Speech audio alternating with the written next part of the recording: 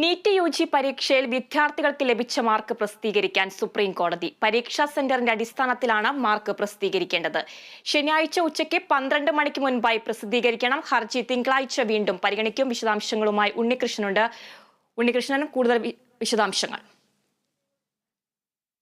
Athira, NEET പരീക്ഷ റദ്ദാക്കണം, അതോടൊപ്പം തന്നെ പുനഃപരീക്ഷ നടക്കണമെന്ന് ആവശ്യപ്പെട്ട് നൽകിയ ഒരു കൂട്ടം ഹർജികളിലാണ് സുപ്രീം കോടതിയുടെ സുപ്രധാനമായ ഒരു ഉത്തരവ് വന്നിരിക്കുന്നത്. പരീക്ഷയുടെ ഫലം പ്രസിദ്ധീകരിക്കണമെന്നാണ് കോടതി പറഞ്ഞിരിക്കുന്നത്. ശനിയാഴ്ച ഉച്ചയ്ക്ക് 12 മണിക്ക് മുമ്പായി ഫലം വെബ്സൈറ്റിൽ പ്രസിദ്ധീകരിക്കണമെന്ന് ചീഫ് ജസ്റ്റിസ് DY ചന്ദ്രചൂഡ് അധ്യക്ഷനായ ബെഞ്ച് ഇപ്പോൾ NTA നാഷണൽ ടെസ്റ്റിംഗ് ഏജൻസിയോട് നിർദ്ദേശിച്ചിരിക്കുകയാണ്. അതോടൊപ്പം തന്നെ ഈ പരീക്ഷാഫലം പ്രസിദ്ധീകരിക്കുമ്പോൾ ഈ ഉദ്യോഗാർത്ഥികളുടെ വിവരങ്ങൾ മറക്കണമെന്ന ഒരു കർശനമായ നിർദ്ദേശവും സുപ്രീം കോടതിയുടെ ഭാഗത്ത് നിന്ന് ഉണ്ടായിരിക്കുന്നു. അത് കോടതിയിൽ ഈ വിദ്യാർത്ഥികളുടെ മുഴുവൻ ഫലം പ്രസിദ്ധീകരിച്ചാൽ അത് സ്വകാര്യതയെ ബാധിക്കും, സ്വകാര്യ സ്വത്താണെന്നൊരു കാര്യം സോളിസിറ്റർ ജനറൽ കോടതിയിൽ കാണിച്ചിരുന്നു.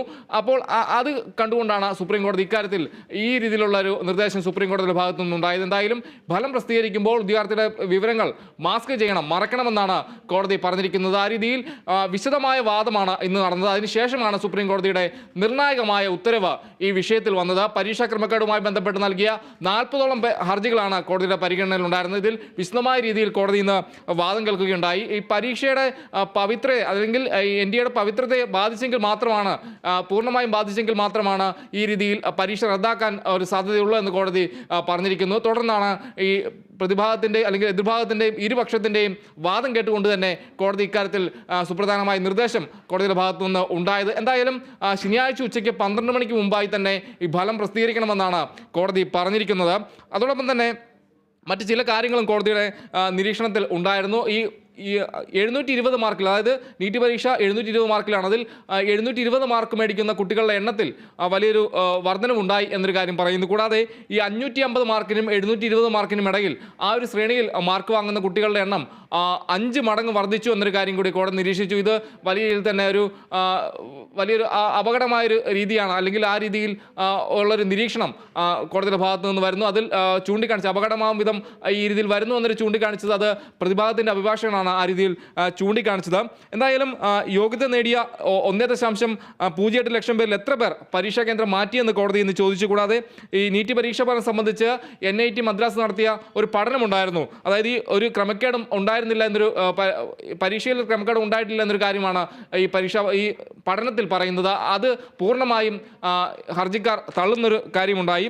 എന്തായാലും നിരവധി വിദ്യാർത്ഥികളടക്കം നൽകിയ ഹർജികളിലാണ് ഇപ്പോൾ ഈ സുപ്രധാനമായൊരു നിർദ്ദേശം വന്നിരിക്കുന്നത്. കൂടാതെ നിലവിലെ ഈ ഹർജി നൽകിയതിൽ എത്ര കുട്ടികളുണ്ട്, അല്ലെങ്കിൽ പരീക്ഷ എഴുതിയ എത്ര കുട്ടികളുണ്ടെന്ന് കോടതി ചോദിച്ചിരുന്നു. അക്കാര്യത്തിൽ വിശദമായൊരു ലിസ്റ്റ് നൽകാനായി കോടതി ആവശ്യപ്പെട്ടിരുന്നു. അതോടൊപ്പം തന്നെ ഈ ഹർജി നൽകിയ കുട്ടികളുടെ മാർക്കും കൃത്യമായി കോടതി ആരാഞ്ഞിരുന്നു. ഇതെല്ലാം തന്നെ ഉച്ചയ്ക്ക് മുമ്പായി നൽകണമെന്നാണ് രാവിലെ കോടതി ഹർജി പരിഗണിച്ചപ്പോൾ പറഞ്ഞത്. തുടർന്ന് ഉച്ചയ്ക്ക് ശേഷവും ഈ വിഷയത്തിൽ വാദം തുടരുകയായിരുന്നു. എന്തായാലും സുപ്രധാനമായ നിർദ്ദേശമാണ് കോടതിയുടെ ഭാഗത്തു നിന്ന് വന്നിരിക്കുന്നത്.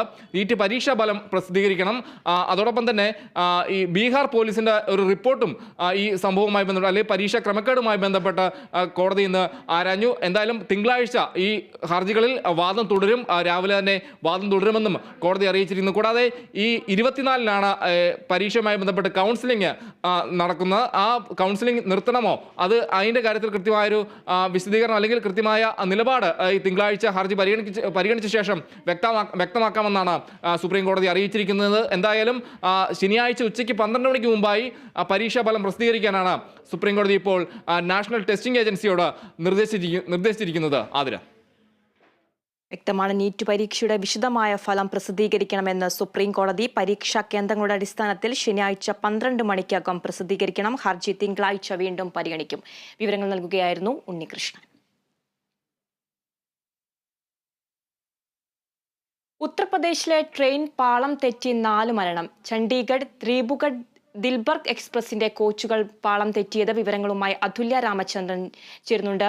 അതുല്യ,